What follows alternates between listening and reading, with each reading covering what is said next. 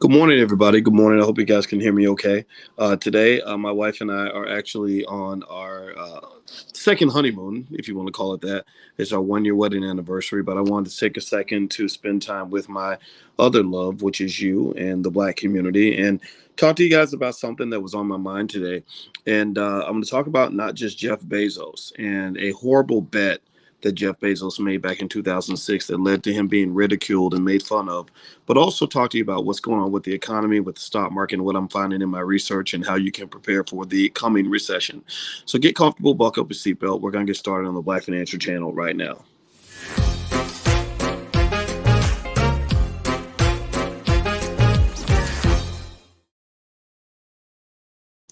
Hey, what's going on, guys? Welcome to the Black Financial Channel. That's theblackfinancialchannel.com. My name is Dr. Boyce Watkins. I'm your friendly neighborhood finance professor. On the Black Financial Channel, we talk about Black wealth and Black economics every day, sometimes as much as 10 times a day under one condition. The condition is that we are Black first. Black first is the B1 philosophy. That means we put our community at the top of our priority list. Black first means we are solving the racial wealth gap. Black first means we educate our kids. Black first means that we care about our families. Black first means we're building our community. If you're in that category, then that means you're one of us. Put a hashtag B in the number one in the chat. If you care about Black people, put a hashtag B1 in the chat. If you don't care about Black people, if you don't care about the Black community, then that's okay. There are plenty of places for you to go, but this might not be the place for you. I want to say hi to John Hunter and Monica Wimberly and Courtney Tarver in Florida, Livingston. How you doing? Shout out the name of your city, and also let me know if you guys can hear me okay. Let me know if you can hear me okay. I'm always real concerned because I'm on this ship and I don't know what their Wi-Fi is like, but y'all know me. I got to come in here and talk to you every day. That's what I do. I love talking to you guys about what I'm seeing. So let me, first of all, as I say hi to Condra, David, and Angela, and Cindy, please hit the thumbs up button. Thumbs up, thumbs up, thumbs up, everybody. And also, let me just tell you guys what was on my mind this morning. So I was sitting down there and I was eating breakfast, right? I'm on this ship. And, I told you guys, me and my wife were on our second honeymoon. And yesterday was our wedding anniversary. So we celebrated some of that. And I got up this morning and my wife was still asleep, and she said, "Hey boys, go get me some breakfast," because she had that heavy D voice in the morning. And I said, "Okay, no problem." So I went down and I was reading through some stuff, and I read financial information and news every single day. And I was reading about this guy named Jeff Bezos that you might have seen. So Jeff Bezos, I assume you know who he is. He is the CEO and founder of Amazon, and Bezos did something that was really interesting and profound that I thought could, gain a lot of inspiration for Black people. And what he did was he shared a vulnerable moment. He shared a moment of extreme of what appeared to be just complete failure, or at the very least, a situation that could have gone really bad, where he took a lot of criticism, a lot of hate. And he went back to 2006 and he shared this image here: Amazon's risky bet. And Business Week had basically that week clowned Bezos because he made a massive investment in Amazon Web Services, and they dogged him out. They said that this is stupid. You're losing money. Your stock's down 20%, so you're a loser. His company was worth about $10 billion, so he'd done okay, but it's nothing compared to the trillion that it's worth now. Now his company is literally worth, gosh, what is that, 100 times more? Did I do the math right? Yeah, his company's worth 100 times more than what it was back then. So since then, he's built 100 Amazons, and but in 2006, he made this risky bet in Amazon Web Services. And what's crazy is that this year, Amazon Web Services literally made a stunning $62 billion for his company, 62 billion in revenue. So, in a way, it reminds me like the Mike Jones song back then. They didn't want me, now I'm hot, they all on me. Well, Bezos can say, hey, you know what? Hey, haters, you know what? You might have had a lot to say about my investment at the time, but look who's winning now. Look who's ahead now. And I related to that. That resonated with me because I really felt that that's kind of the story. That's the hero's journey. That's the journey that you're going to have to go. That's the trial by fire that you're going to have to experience. Give me, let me know if you guys can relate to this and understand what I'm saying. Some of you are already very successful now. Some of you are going to get there one day, but I want to prepare you for success. I want to get you ready. If you want to be successful, you're going to have to kind of put on a fire suit. You got to put on a fire suit because people are going to do everything that they can to burn your dreams to the ground before they ever get a chance to be born. They're going to do everything in their power to make sure that you're constantly reminded of what you can't do. They're going to remind you of what you ain't got. They're going to remind you of when you messed up. They're going to tell you how risky it is. They're going to try everything they can. And it doesn't mean that they're trying to be hurtful. What's crazy is that some of the people that say these things are actually trying to help you. They claim to be, look, like, I just want you to be realistic. Well, what is realistic? What is realistic? Let me know if you guys can hear me okay. I need constant confirmation you guys can hear me so I know I'm not talking to myself. What realistic. People will say, I just want you to be realistic. Well, reality is subjective, first of all. And that which is realistic now may be unrealistic later, or that which is unrealistic now could be very realistic later. And one of the things I think that a lot of us don't understand is that the world is constantly evolving. The definition of quote unquote reality is constantly shifting. There are things in my life that were completely unrealistic 20 years ago that are very realistic today. For example, 20 years ago, it would have been unrealistic for me to think that I could, that I had Ice Cube, the rapper, on speed dial. Now, yeah, I get his numbers in my phone. So is Farrakhan and a lot of other people that I admire, love, and respect. You know, uh, maybe when I was 25 years old, it was unrealistic for me to be able to understand finance and economics at the level that I understand it now. But now it's very realistic because I have a PhD and 20 years of experience on top of that. So this idea that that you're talking about, um, that you're talking about that you have people that literally that claim to be your friends, and I'm not saying that they're bad people. I'm not saying this at all. I'm saying that they're people with limited perspective. They're people who who just might not be as talented as you. They're people who just might not have the vision you have. God didn't put the vision in their brain; He put it in yours. And so, to me, when I hear somebody telling me how to define my dream or what's best for me, I kind of just look at them and I say, I don't think you really know what you're talking about because you're using what's in your head to define what is in mine. Maybe in this area, I'm just a little bit better than you.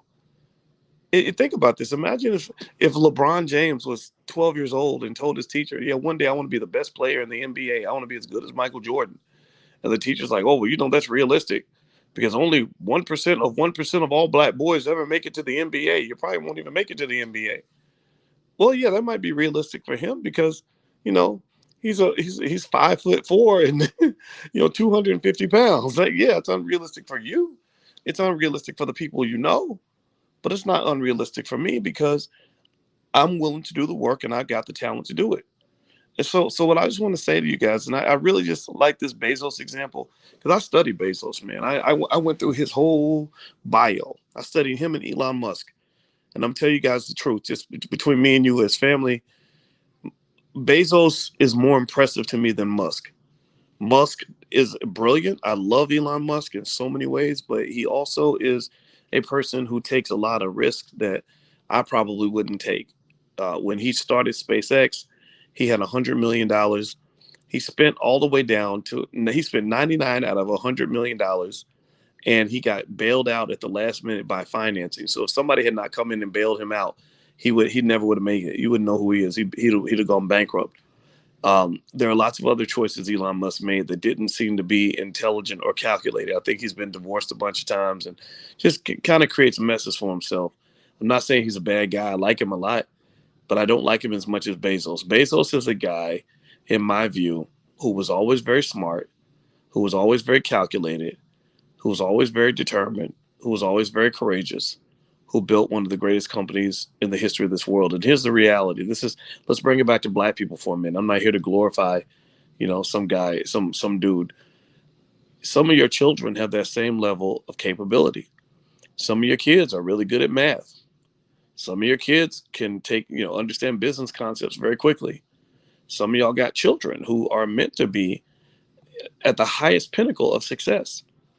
And here's the problem, though. Your children are surrounded by what I call bad economic soil. Your children are surrounded, unfortunately, in many cases, by little boys who all think they're going to go to the NFL one day, or little girls who all just want to learn how to twerk and, imitate Cardi B, or dudes who think they all going to be the next great rapper, and they may, or kids who want to bully your child because your child wants to study, your child likes science, your child wants to be different, your child wants to succeed. And what you got to do is you have to help them put on a fire suit. The fire suit is the preparation for the fact that you have to protect your goals and protect your dreams like you're protecting a newborn baby. When my mother was pregnant with me at 16, 17 years old, they told her, you need to abort this baby because your life is going to be hard. They said, get rid of this little motherfucker because this baby ain't going to cause you nothing but heartache. Don't have this child because you cannot afford to take care of a baby and you don't know what you're doing. So my mother had to put on her fire suit. God gave her her fire suit. And she said, I don't know how we're going to figure it out, but we're going to figure it out. I don't know how we're going to get through, but we're going to make it. I'm going to protect this baby. I couldn't protect myself. My mother protected me. That's why I don't let nobody disrespect black women and black mothers, man, because I wouldn't be here without my mama. None of y'all would be. And so years later, I was able to become the person I became because my mother had the courage to have a vision that was bigger than the people around her. She understood that, yeah, okay, times are hard right now. It seems unrealistic right now, but it ain't gonna be like that forever. And that's what happened. 3, 4 years later, everything was fine. Literally, by the time I was 4, our living condition had improved dramatically. So think about this. They were telling her, and this is not I don't want to make this a political conversation. This is just an honest stream of consciousness that relates to what it really takes to become successful in business or anything else. You know, think about this. They were willing to throw away the next 50, 60, 70 years because she was going to have a rough 2, 3 years, literally. So what I'm saying is, a lot of your people that you know, a lot of the people that you know who are going to fail, who are not going to succeed like you, they throw away 70 years of intergenerational success because these sons of bitches don't want to endure a tough 2 or 3 years, or they can't see the big picture of the next 30 years because they can't get past the next 6 months. They're upset because their stocks went down last week, or they're mad because money's a little bit tight right now, or they think that not knowing how to do something means that you can never learn how to do the thing that you don't know how to do, and that's crazy to me. Maybe they think white people are always the ones who are supposed to win. I have no idea what they think, but I don't want you to think that way. I want you to just kind of get a perspective that allows you to have expansionary thinking that is consistent with your goals. Now, do me a favor, hit the thumbs up button, thumbs up, thumbs up, thumbs up, share, subscribe. Since this is a financial platform, I like to tell you guys what I'm reading also about the economy, so you can also kind of know what's going on and the amazing opportunities that exist for you coming up in the market. This is a beautiful stock market. There's a lot out here that's gonna make you rich. I don't want you to look away. I don't want you to be scared. I want you to just be focused. I want you to learn and do what you got to do. Okay. So hit the thumbs up button, share, subscribe. Also, don't forget our Black Wealth Summit is going to take place at the same time as the Essence Music Fest in New Orleans, January 1st through January 3rd. We've got a series of experts in real estate, entrepreneurship, generational wealth, and money mindset. My wife, Alicia, is a licensed therapist and a full professor of social work. So she understands, she's an expert and a master at managing your subconscious mind. So all these things, everything from money mindset to real estate to everything in between, is going to be covered at the Black Wealth Summit that's happening July 1st through the 3rd in New Orleans, right during the Essence Music Fest. So you can enjoy the concerts at the Essence and also come hang out with us. We got the hotel right next door to the Essence at the West End. That's where we're going to be. And then, of course, you guys know about the All Black National Convention, which is going to be later on in October. We'll talk more about that later. So let's keep going here. So in terms of the market right now, what you're looking at is this week coming up is going to be critical because a lot of companies are going to be announcing their earnings. Companies like Costco and Best Buy are going to be announcing their earnings, and it's going to give more insight into what the American consumer is thinking, what the American consumer can do. The numbers from Target and Walmart were very concerning because Target and Walmart are bellwethers for consumer spending. The big concern, obviously, is the recession. I am convinced that there is a recession coming, but that is not a guarantee. There are some people who wonder if there's going to be a recession or not. A bear market does not mean that there is a recession. Typically, a bear market might mean that the prediction of a recession, because the stock market looks into the future and says, okay, I'm going to react now to something that I think is going to happen in the future. You know, just like somebody who screams because they think they're going to get hit with a rock, but the rock may never actually hit them. They just scream though because they thought the rock was coming. So the stock market is screaming because it thinks that the rock of a recession is going to occur. That does not guarantee it's going to happen. However, as I mentioned to you guys yesterday, Professor Lawrence Summers, who was the former president of Harvard University, former Treasury Secretary, said no time in human history have we ever had inflation above 4% and unemployment below 4%. So, in his view, a recession is probably coming. Let me tell you why this matters. When you have had a bear market historically, the big question of a bear market, like now, when stocks start getting cheap, is where's the bottom? You know, when have we hit the bottom? Because I want to buy at the bottom so you can make your money on the climb back up. That's where people get paid. They get paid when the stocks start to recover. The recovery is where the money gets made. I want you to be in a position to make the money. Well, nobody knows what the bottom is. So here's the deal. Here's what's interesting. When there is a bear market and there is no recession, the bottom typically hits when the stocks have gone down about 21.3% from the previous high. So when it hits 21.3% off the previous high, that's usually when the recovery starts to occur. Your money starts to get made. The sun starts coming out again. If those who invested are happy and making money, happy days are here again. When there is a recession with the bear market, however, the typical bottom is at 47% below the previous high. 47% is a whole different story. That would mean that your losses to this point could actually double before they start to recover. So if a recession is coming, which I believe that it is, that's the problem. I believe that it is. The average bear market dips 47% before the recovery happens, which unfortunately could mean that the economic forecast is that there's a 70% chance of rain and it's going to keep raining, and you might get a tornado up in this mug. Give me a guess in the chat if you follow what I'm saying. I don't want to be overly complex.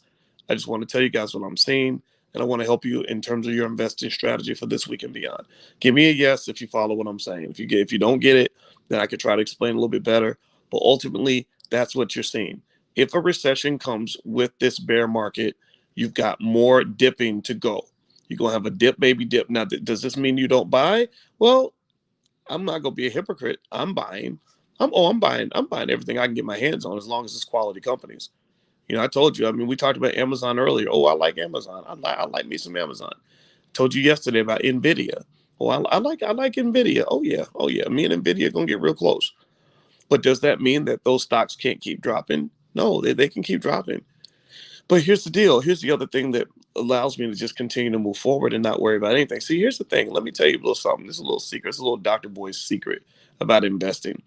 Investing, because I studied it for so long, and because I've studied economics at the absolute highest levels, not just where you're studying high level finance. That's easy. That's what the bankers do on Wall Street. That's baby stuff for people like me.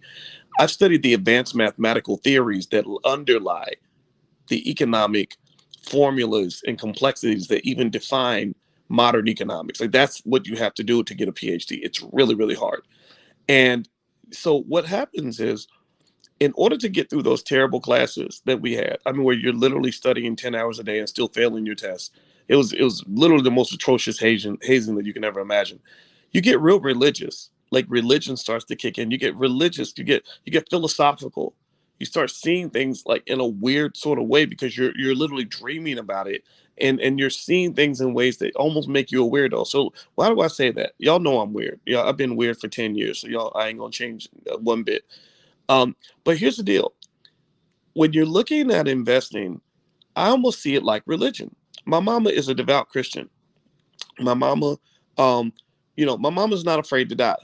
And the reason she's not afraid to die, well, why is that? Well, obviously, right? Because she knows when she dies, great things are going to happen in heaven and God is going to take care of her. She also has a lot of faith because she knows that whatever she's going through, God's got her back.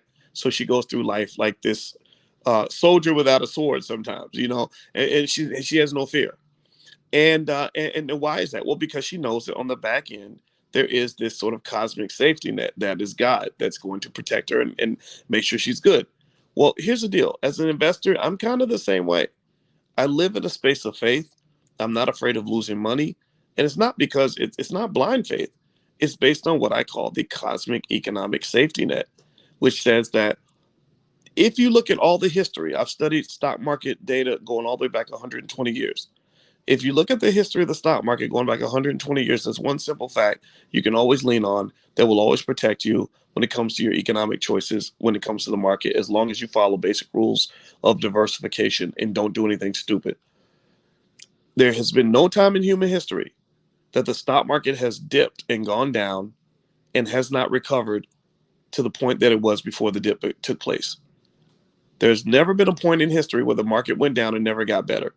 There's no point where it got sick and died. It never got sick and died. Every time it got sick, it was like when your coworker says, I'm out of the office for 2 weeks. You know they're out, but you know they're going to come back. You know they're going to get back to normal. They don't have cancer. They're not going to die. They're going to be okay.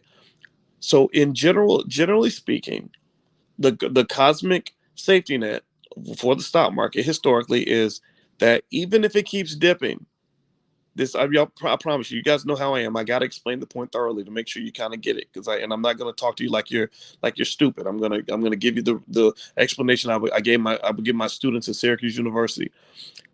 Yeah, even when the market keeps dipping, I keep buying.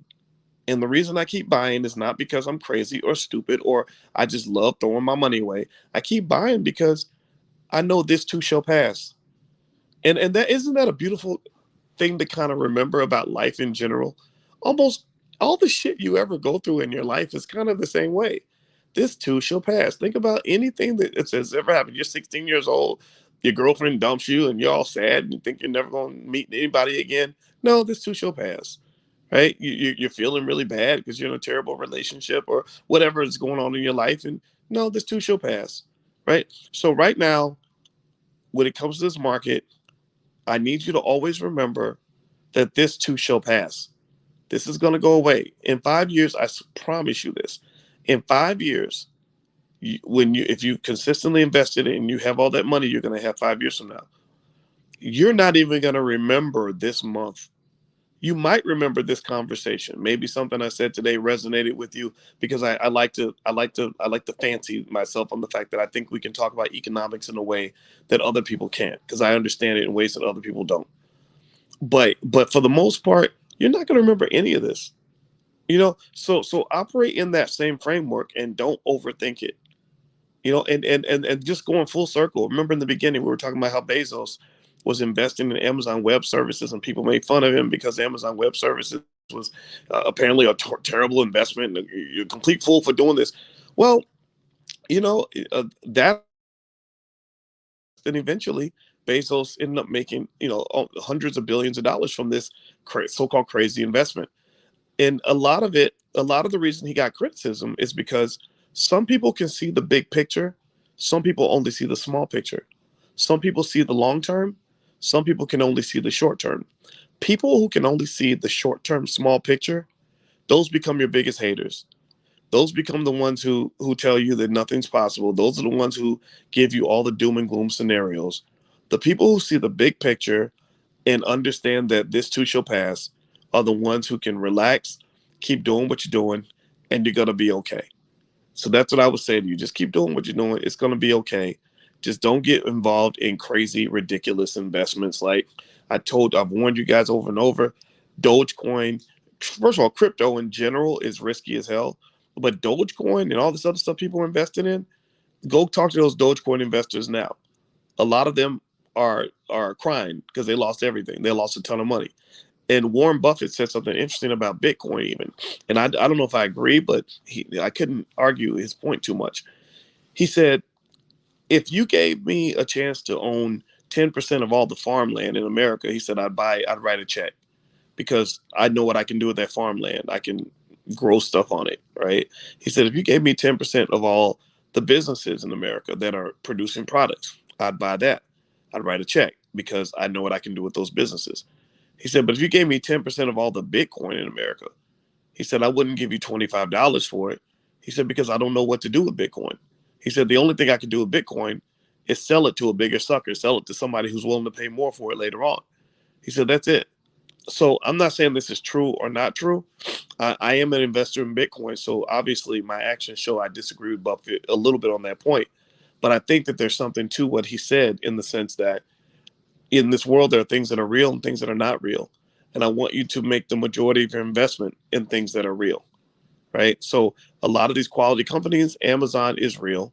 The Nvidia, I told you about it yesterday. Oh yeah, they're real. They make the microchips. Your real estate is real. So your business is real. So when you talk about making money, just keep it real and keep it smart, and you're gonna be just fine. All right, guys. That's pretty much it for today. My website is boycewatkins.com. If you go there, you can find some of the stocks that I like. You can also do a free trial in my stock market investing class. We meet every Tuesday, and I talk to the students the entire time about what's not just what's going on in the market, but what my stock picks are and why, and I analyze their picks for them. You can send me questions, things like that. Also, if you have kids and you want your kids to learn about wealth, we have some awesome financial workbooks for children designed by Black experts that I respect. So if you are interested in taking a look at those workbooks, you can go to financialworkbooks.com. And so anyway, guys, I hope you have a wonderful day. And I also hope to see you at the Black Wealth Summit, which will be at the Essence Music or during the Essence Music Fest at the Westin Hotel in New Orleans, July 1st through July 3rd. And that's going to be a lot of fun. We'll get a chance to talk in person. And I know you're going to love it. It's going to be a lot of fun. So anyway, guys, have a wonderful day. Love you. And I will talk to you soon. Take care now. Peace.